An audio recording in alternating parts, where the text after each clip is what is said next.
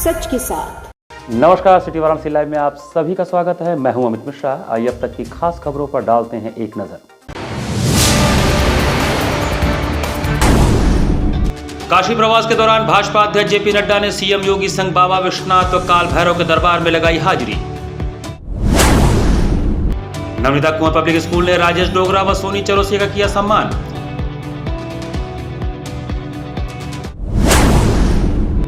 PHU से Shanghai सहयोग संगठन के डेलीगेशन ने हॉट एयर बैलून में भरी उड़ान।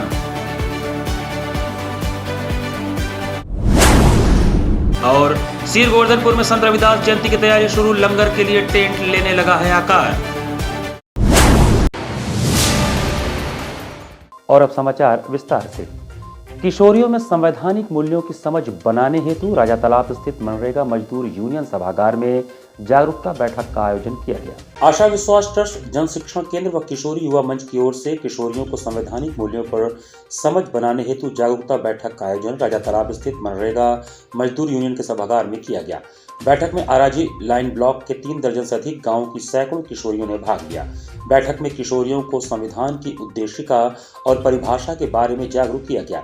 बैठक को संबोधित करते हुए मनरेगा मजदूर यूनियन के संयोजक सुरेश राठौर ने कहा कि लोग समता, स्वतंत्रता, न्याय और बंधुत्व को आत्मसात कर रहे हैं। देश में हमेशा से ही प्यार, मोहब्बत, भाईचारा रहा है।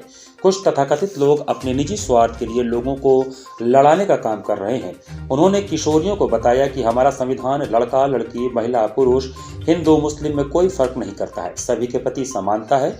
कुछ तथाकथित लोग संविधान के मूल्यों को खत्म करने की साजिश कर रहे हैं। बैठक के अंत में किशोरियों को जय भीम नामक फिल्म भी दिखाकर बैठक का समापन किया गया।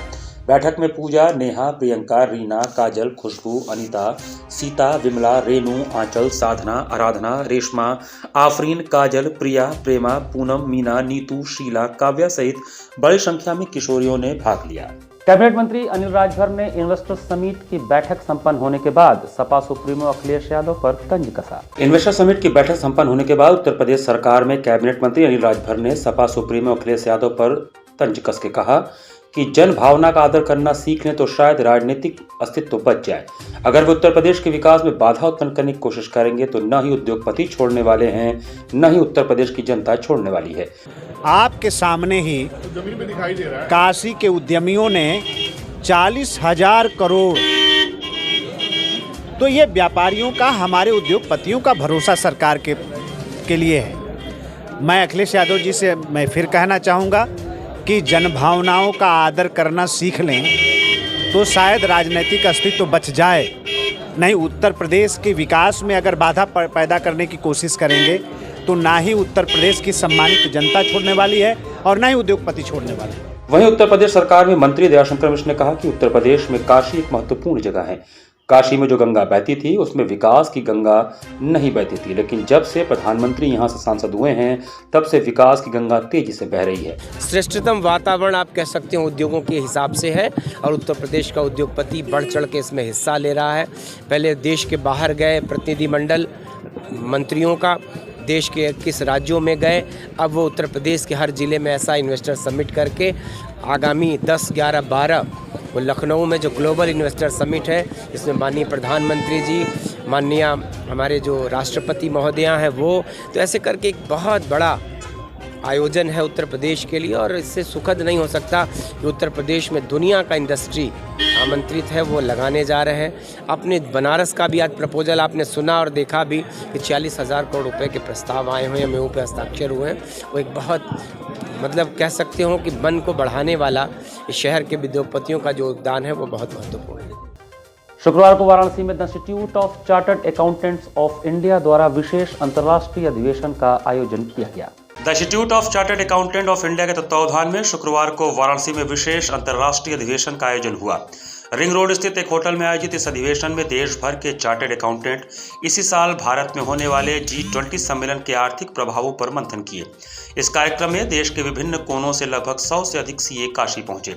इनमें ICAI के राष्ट्रीय अध्यक्ष सीए डॉक्टर देवाशीष मित्रा, राष्ट्रीय उपाध्यक्ष CA Aniket Sunil Talati, ICAI research committee के राष्ट्रीय अध्यक्ष CA doctor Anuj Goyal, ICAI SRSB के chairman CA doctor Sanjeev Kumar Singhal, ICAI research committee के उपाध्यक्ष CA Umesh Sharma, ARSB ICAI के राष्ट्रीय उपाध्यक्ष CA प्रीति सावला सहित Indian institute chartered accountant of India के काउंसिल के सदस्य प्रमुख रूप से मौजूद थे। इस कार्यक्रम में वर्ष 2021-22 के लिए फाइनेंशियल रिपोर्टिंग के क्षेत्र में एक्सीलेंट कार्य करने के लिए तथा ICAI सस्टेनेबिलिटी रिपोर्टिंग अवार्ड प्रदान किया गया। हमारे institute of chartered accountant Delhi के द्वारा एक जो रिसर्च कमेटी है उसके द्वारा जो भारतवर्ष में जो बड़ी बड़ी कंपनियां हैं, जो हमारे यहाँ बड़े काउंसिल मेंबर्स हैं, उन लोग के द्वारा जो कार्य किया जाता है, जो रिपोर्टिंग पैटर्न है उसके ऊपर उनको प्राइज डिस्ट्रीब्यूशन का कार्य किया जाता है। इसमें बड़ी बड़ी कंपनियों के कुछ पदाधिकारी और वगैरह भी ज्वाइन किए हैं। हमारे इंस्टीट्यूट के जितने बड़े लीडर्स और जो काउंसिल मेंबर्स हैं वो आज यहाँ पर और उन लोग को अवार्ड सर्टिफिकेट। आइए मैम आइए। 27 जनवरी को प्रधानमंत्री नरेंद्र मोदी द्वारा परीक्षा पर चर्चा कार्यक्रम के लिए आयोजित आर्ट एवं पेंटिंग प्रतियोगिता में बच्चों ने बढ़ चढ़कर हिस्सा लिया। प्रधानमंत्री नरेंद्र मोदी के आगामी 27 जनवरी को दिल्ली में होने वाली परीक्षा पे चर्चा कार्यक्रम व आर्ट एवं पेंटिंग प्रतियोगिता के सभी जिलों की तैयारियों के संबंध में पूरे बनारस में 2 स्कूलों को चिन्हित किया गया था, जिसमें शहरी और ग्रामीण 2 क्षेत्रों में बांटा गया था। शहरी क्षेत्र के लिए लिटिल फ्लावर स्कूल और ग्रामीण क्षेत्र के लिए दिल्ली पब्लिक स्कूल काशी में यह प्रतियोगिता कराई गई। हम बताते चले कि ग्रामीण क्षेत्र के बच्चों ने परीक्षा पर चर्चा को लेकर काफी उत्साह दिखाई दिया और आर्ट एंड पेंटिंग प्रतियोगिता में भी उन्होंने बढ़ चढ़कर हिस्सा लिया। ग्रामीण क्षेत्रों के बच्चों का कहना है कि हम इस पेंटिंग के जरिए उन बच्चों को मोटिवेट करना चाहते हैं जो परीक्षा को लेकर टेंशन में रहते हैं, लेकिन इस टेंशन को सिर्फ माता पिता और शिक्षक ही नहीं, हमारे देश के प्रधानमंत्री भी दूर करते हैं। ऐसे पहले देश के प्रधानमंत्री हैं जो बच्चों से परीक्षा पर चर्चा करके उनके दिमाग के प्रेशर को कम करते हैं। हम एग्ज़ाम वॉरियर्स पे पेंटिंग बना रहे हैं जो परीक्षा पे चर्चा है, मोदी जी के थ्रू निकला है। इस पेंटिंग से लोगों को ये शिक्षा मिलेगी कि वो कैसे अपना स्ट्रेस रिड्यूस कर सकते हैं। एग्ज़ाम से वो उन्हें जो टेंशन मिलती है उसे वो कैसे हैंडल कर सकते हैं। एग्ज़ाम के आने से पहले जो उनके पास माइंड में क्वेश्चन रहते हैं उस क्वेश्चन को कैसे पुटअप करके अपना क्लियर कर सकते हैं। हम लोग ये संदेश देना चाहते हैं कि प्रधानमंत्री मोदी जी ने जैसे किताब लिखी है, उनके मंत्रा पे लिखी हुई है एग्ज़ाम वॉरियर्स, तो उसमें वो क्या बताना चाहते हैं कि कैसे हमको हैंडल करना है अपना प्रेशर, कैसे हम लोग अपनी सारी एक्टिविटीज़ हैंडल कर सकते हैं, कैसे टाइम मैनेजमेंट होगा और डिस्ट्रीब्यूट कर सकते हैं अपना टाइम। कश्मीर से कन्याकुमारी तक 5011 किलोमीटर की यात्रा स्केटिंग से तय करने वाले राजेश डोगरा एवं सोनी चौरसिया का नमिता कौर पब्लिक स्कूल द्वारा स्वागत किया गया। एक भारत श्रेष्ठ भारत अतुल्य भारत रोलर स्केटिंग के अंतर्गत राजेश डोगरा एवं सोनी चौरसिया का स्वागत नमिता कुंवर पब्लिक स्कूल द्वारा किया गया।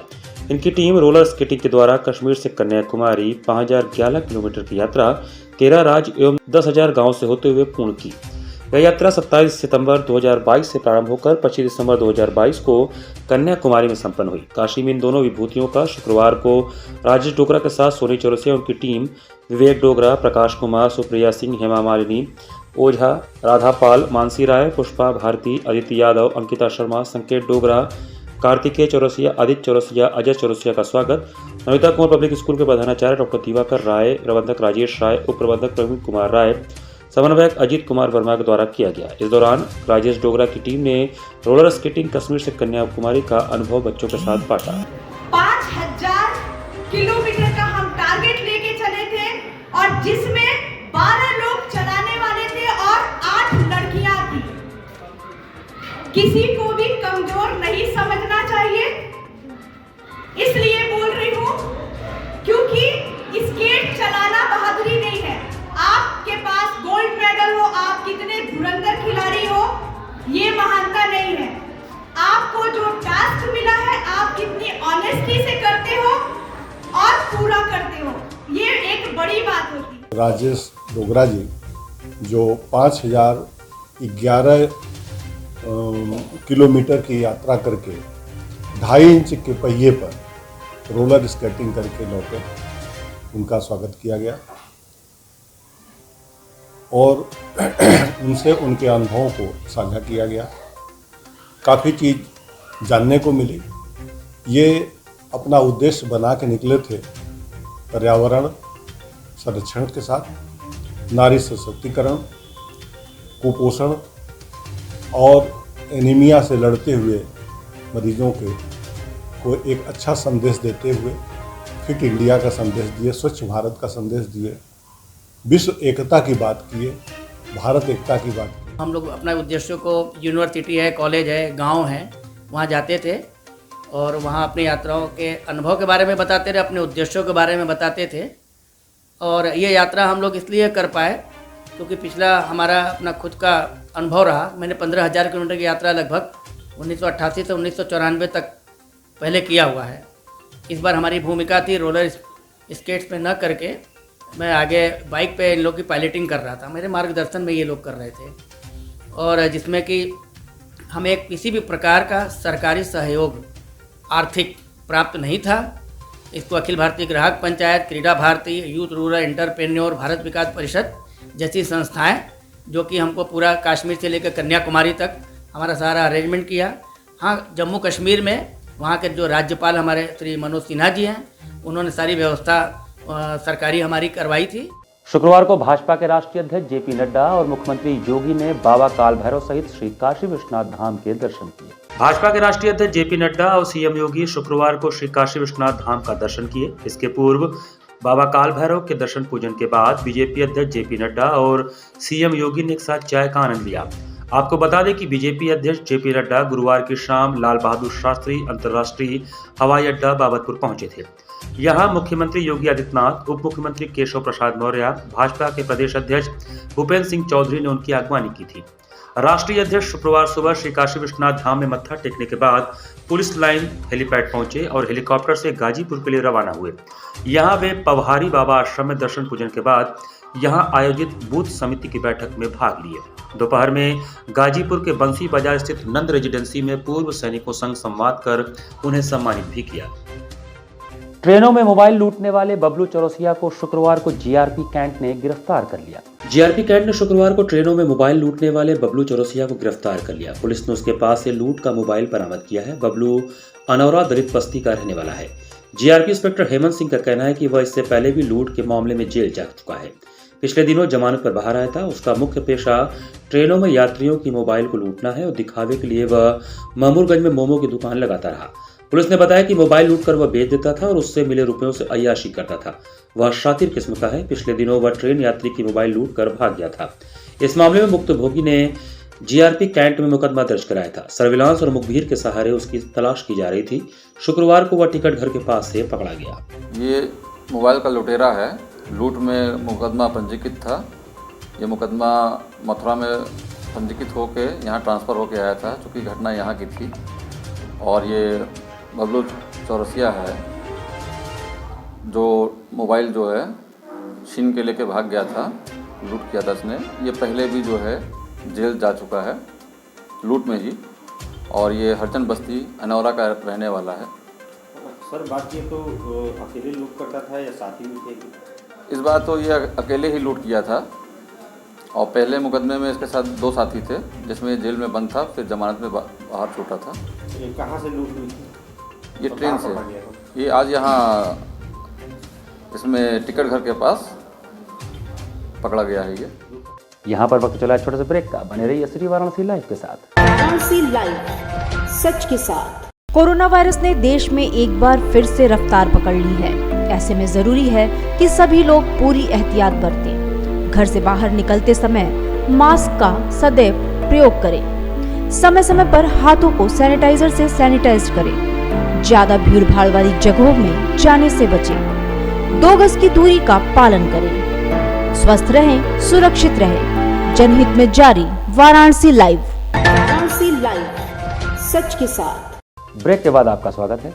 राजातालाब थाना क्षेत्र में दबंगों द्वारा पूर्व सैनिक की विधवा पत्नी की जमीन पर जबरदस्ती निर्माण किया जा रहा है। पीड़िता द्वारा शिकायत के बाद भी अभी तक पुलिस ने कोई कार्रवाई नहीं की। राजातालाब थाना क्षेत्र में दबंगों द्वारा पूर्व सैनिक की विधवा महिला की जमीन पर निर्माण कराया जा रहा है, जिससे परेशान महिला ने पुलिस से शिकायत कर अवैध निर्माण कार्य को रुकवाने की मांग की है। पीड़िता की शिकायत के 2 सप्ताह बाद भी स्थानीय पुलिस कोई कार्रवाई नहीं कर रही है, जिससे परेशान महिला ने कहा कि अगर कोई कार्रवाई नहीं होती है तो वह परिवार के साथ आत्महत्या करने को मजबूर होगी।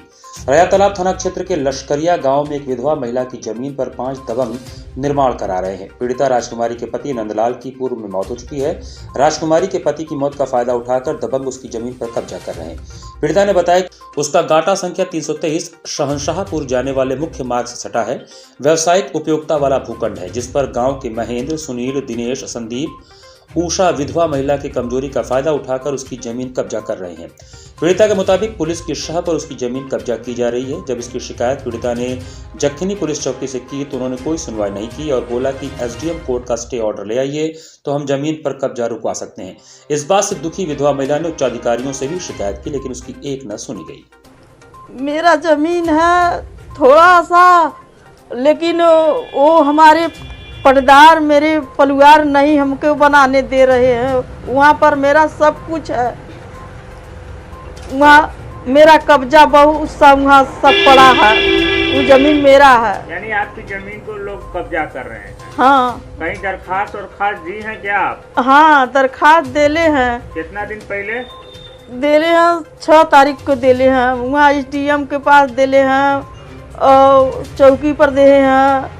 हमारा वहीं तक ले कुछ कार्रवाई नहीं है, वहीं कुछ सुनवाई नहीं हुआ। सरकार से, मुख्यमंत्री जी से, प्रधानमंत्री से जो कुछ मांग है? हाँ, मेरे 2 बच्चे हैं, जो मेरा जमीन नहीं मिलेगा तो हम जी की क्या करना है। जो मेरा आदमी नहीं है, 2 बच्चों भी ले करके हम खत्म हो जाएंगे। शुक्रवार को काशी में पिछले 4 दिनों से चल रहे hot air balloon and boat festival का समापन हुआ। काशी में hot air balloon and boat festival का शुक्रवार को समापन हुआ। सुबह घने कोहरे में भी संघाई सहयोग संगठन एससीओ के 23 डेलीगेट्स और अन्य विदेशी मेहमानों ने काशी में स्काई टूरिज्म का लुत्फ उठाया। बीएचयू के एम्फी थिएटर ग्राउंड से सुबह 8 बजे उड़े 10 बैलूनों ने काफी रोमांच पैदा किया। पिछले 4 दिनों से बैलून फेस्ट और नाइट ग्लो के साथ डेलीगेशन ने बोट फेस्टिवल और रंगारंग कार्यक्रमों से काशी को महसूस किया। बाहर से आए सैलानियों ने भी इसे काफी उत्साहपूर्वक देखा। बीएचयू के एम्फी थिएटर ग्राउंड से सभी 10 हॉट एयर बैलूनों में डेलीगेट समेत 30 लोग सवार थे। इस यात्रा में सभी ने एरियल व्यू में शहर की घनी आबादी, गंगा घाटों, टेंट सिटी, मां गंगा की लहरों, बाबा विश्वनाथ मंदिर को देखा। इस यात्रा में बाबा विश्वनाथ मंदिर का दिव्य दर्शन और मां गंगा की आरती को निहारा। पर्यटकों ने कहा कि यह हमारे लिए काफी अद्भुत क्षण है, जो हम 2000 फीट की ऊंचाई से काशी की सुबह के साथ गंगा घाट और बाबा का दर्शन कर पा रहे हैं। यह सिर्फ बदलते काशी में ही देखने को मिल सकता है। देखिए, आज 10 बलून उड़े हैं। थोड़ा लेट हम उड़ पाए क्योंकि धुंध बहुत थी, और आज एससीओ के मेंबर्स जो कल राइड नहीं ले पाए थे धुंध की वजह से, आज उन्होंने राइड ली है। लगभग 15 लोग हैं एससीओ मेंबर्स जो गए हैं, और बाकी तो जो और लोग हैं अन्य बलूनों में जो भी हैं। और इस तरीके से आज सभी बलून्स ने फ्लाइट ली है, और अभी आपके सामने देखिए सभी बलून्स उड़ कर गए हैं। So it has been a very, very exciting sight for all the people who are watching as well, those who are in the balloons. Sant Shiromani Guru Ravidas जयंती के अवसर पर श्री गुरु रविदास मंदिर जन्मस्थल श्री गोवर्धनपुर में तैयारियां जोर शोर से हो रही हैं। श्री गुरु रविदास मंदिर जन्मस्थान श्री गोवर्धनपुर में उनके जयंती की तैयारी काफी तेज हो गई है। श्रद्धालुओं के ठहरने और लंगर के लिए टेंट आकार लेने लगा है। जगह जगह कारीगर अपने अपने कामों में लग गए हैं। प्रशासन की तरफ से श्रद्धालुओं के लिए पानी और अस्थायी शौचालय की व्यवस्था की जा रही है। बरसात को देखते हुए पंडाल की तरफ जाने के लिए मनरेगा की सड़क को बनाया जा रहा है, जिससे आने जाने की समस्या न हो। साफ सफाई के लिए नगर निगम के सफाई कर्मी मंदिर के आसपास और रास्ते पर सफाई में लगे हुए हैं। मंदिर प्रबंधन की तरफ से मौसम और चुनाव के साथ ही कोरोना को देखते हुए पिछली जयंती की तरह ही श्रद्धालुओं की संख्या भी कम रहेगी और उसी के अनुरूप पंडालों में व्यवस्था की जा रही है। जयंती की तैयारी के लिए 3 फरवरी को पंजाब और हरियाणा से सेवादारों का पहला जत्था आने वाला है, जिसके बाद तैयारी तेज हो जाएगी। ट्रस्टी के एल सरोय तथा मैनेजर रणवीर ने बताया कि लगभग 25 पंडालों को वाटरप्रूफ बनाकर रहने लायक बना दिया गया है। इसके अलावा लंगर हॉल के लिए भी 3 पंडाल और रसोइयों का काम तेजी से किया जा रहा है। टेंट के पास बंगाल के कारीगर तिरपाल की सिलाई और पर्दे की सिलाई के साथ ही उनको बनाने में लगे हैं। मंदिर के अंदर कारीगर पेंटिंग और सजावट के साथ ही साफ सफाई में लगे हैं। बरसात के कारण पंडाल की तरफ जाने वाले मार्ग पर कीचड़ की समस्या को देखते हुए मंदिर प्रबंधन की तरफ से मांग की गई थी कि मनरेगा वाली सड़क को पक्का कर दिया जाए। एडीएम सिटी ने निरीक्षण के बाद 265 मीटर सड़क पर वृक्ष लगाने के आदेश दिए। पंडाल तक सड़क भी बनकर तैयार हो गई। बरसात के बाद भी अब श्रद्धालुओं को आने जाने की समस्या नहीं होगी और न ही संत निरंजन दास का काफिला जाने में दिक्कत होगी। मंदिर के प्रमुख संत निरंजन दास अपने भक्तों और संतों के साथ 13 फरवरी को जालंधर पंजाब से रवाना होंगे और 14 फरवरी को काशी पहुंचेंगे। वापसी 18 फरवरी को स्पेशल ट्रेन के पंजाब रवाना होंगी। टेंट तो 17-80 लगते ही हैं, 17-80 टेंट छोटे बड़े लगते हैं, तो उसमें संगत ठहरती है। सेवादार 5 से 6 हज़ार आते हैं। तो महाराज की ट्रेन 2 तारीख को चलेगी जलंधर से, 3 तारीख को जहाँ पहुँच जाएगी। महाराज उसी ट्रेन में आएंगे। इस बार कितने दर्शनार्थी आ रहे हैं, संख्या क्या होगी लगभग? संख्या तो पूरे वर्ल्ड में आ गई ना, संख्या तो बता नहीं सकते कितने, तो 2 लाख 2.5 लाख 3 लाख इतना भी होगा, संगत तो आएगी। महाराज के साथ 2000 आदमी आए बेगमपुरा से। महात्मा गांधी काशी विद्यापीठ के एक्टिविटी क्लब द्वारा आयोजित 2 दिवसीय हेल्थ वेलनेस कार्यक्रम का समापन हुआ। हमारा शरीर ही हमारा सबसे बड़ा डॉक्टर है, क्योंकि जब भी हम किसी बीमारी का शिकार होने वाले होते हैं तब हमारा शरीर हमें उससे संबंधित संकेत जरूर देता है। यह बातें ऋषिकेश एम्स के काशी विद्यापीठ में पधारे डॉक्टर संतोष कुमार ने कही। उन्होंने अपने मार्गदर्शन में यह कहा कि फेफड़ों को शुद्ध हवा, हृदय को शुद्ध ब्लड, पेट को शुद्ध भोजन तथा मन को शुद्ध विचार की जरूरत है। हमें सुबह नाश्ते में पराठा न खाकर सिर्फ एक सेव तथा एक केला ही खाना चाहिए। महात्मा गांधी काशी विद्यापीठ के एक्टिविटी क्लब द्वारा आयोजित हेल्थ वेलनेस 2 दिवसीय कार्यक्रम शुक्रवार को संपन्न हुआ। कार्यक्रम का संचालन डॉक्टर नवरत्न सिंह द्वारा किया गया। इस कार्यक्रम में professor Shashi Devi Singh, professor Satya Singh, professor Rajmani, professor Ramashray, professor Saumya Yadav, professor Brijesh Singh, doctor Preeti Jaiswal, doctor Shailesh Kumar, doctor Gopal Yadav, doctor Abhilasha Jaiswal आदि उपस्थित थे। वेलनेस कार्यक्रम का दूसरा दिन है, जिसमें डॉक्टर संतोष जी ऋषिकेश से आए हुए हैं और आज काशी विद्यापीठ के शिक्षकों को जो दैनिक दिनचर्या है उसके बारे में सबको जो है समझा रहे हैं कि आपको क्या करना चाहिए, क्या नहीं करना चाहिए, आपको अपने हार्ट को कैसे फिट रखना है, आपको अपनी किडनी को कैसे फिट रखना है, आपको आपका जो मन है उसको कैसे फिट रखना है। कितना लाभ इससे हो रहा है शिक्षकों और छात्रों के इस लेक्चर से? कल के कार्यक्रम के बाद जो विद्यार्थी यहाँ से गए थे वो आज भी कुछ बैठे हुए हैं और वो बल्कि आज सुबह 11 बजे यहाँ पे आ गए थे, क्योंकि कार्यक्रम कुछ देर से शुरू हुआ है, लेकिन बच्चे बहुत संतुष्ट हैं और बहुत खुश हैं। उसी तरह से टीचर्स के हाव भाव देख करके लग रहा है टीचर्स भी बहुत खुश। पूर्व रणजी खिलाड़ी बाबू तेलंग स्मृति जिला स्तरीय क्रिकेट टूर्नामेंट में शुक्रवार को रोमांचक मैच में अजय पांडे क्रिकेट क्लब ने कबीर स्पोर्टिंग क्लब को 6 रनों से पराजित किया। वार्षिक क्रिकेट एसोसिएशन के तत्वावधान में पूर्व रणजी खिलाड़ी बाबू तेलंग स्मृति जिला स्तरीय क्रिकेट लीग टूर्नामेंट में शुक्रवार का match Ajay Pandey cricket club और कबीर स्पोर्टिंग के बीच विवेक सिंह स्टेडियम हरौआ में खेला गया। 35-35 ओवरों के मैच में टॉस जीतकर अजय पांडे क्लब ने बैटिंग का निर्णय लिया। अनिल कुशवाहा के 65, निक्की तिवारी के 33 और गोलू भारद्वाज के 23 रनों की बदौलत 7 विकेट के नुकसान पर अजय पांडे क्लब ने 177 रन बनाए। कबीर स्पोर्टिंग की तरफ से मानवेंद्र यादव ने 3, मुकुल जायसवाल ने 2 और शुभम ने 1 विकेट चटकाए। जवाब में कबीर स्पोर्टिंग की टीम करण सिंह के 34 रन, मोहित यादव के 29 रन, कान्हा मिश्रा के 27 रन, विकास मौर्य के 23 रन और अमन सिंह के 17 रनों की बदौलत 32.4 ओवरों में 171 रनों पर ही ऑल आउट हो गई। इस प्रकार अजय पांडे क्लब ने रोमांचक मैच में 6 रनों से जीत हासिल कर पूरे अंक प्राप्त किए। मैच की एम्पायरिंग राजकुमार यादव और आकाश ने किया तथा स्कोरिंग कृष्णा ने किया। मैच के दौरान राजकुमार गुप्ता, जमाल अख्तर सहित तमाम क्रिकेट खिलाड़ी मौजूद थे। इसी के साथ सिटी वाराणसी लाइव का ये संस्करण में ही समाप्त करते हैं। मुझे दीजिए आज्ञा। नमस्कार।